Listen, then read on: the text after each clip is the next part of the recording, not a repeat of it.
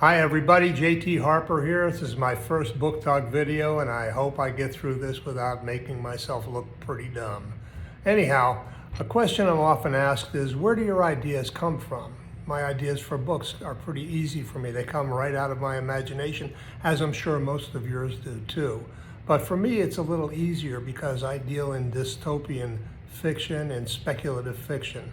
What I do is I speculate on what I think is happening now, and I extend it out to the future and see maybe what could happen there and try to make a story out of that. So what I do is I just look at current trends, what's going on. Maybe an example would be global warming or dried up rivers and lakes and things like that. And I say, what could happen if the following gets worse, if that gets worse? Then I go out and research. I research a lot. I try to find out, am I thinking that this is possible, or am I coming up with speculating something that just possibly can't happen? Once I decide that it can happen and we're heading in that direction, then all bets are off. So based on the possibilities, the story often jumps off the page to me. While I'm writing, while I'm looking at my research, I say, aha, and that aha moment is where that story is really born.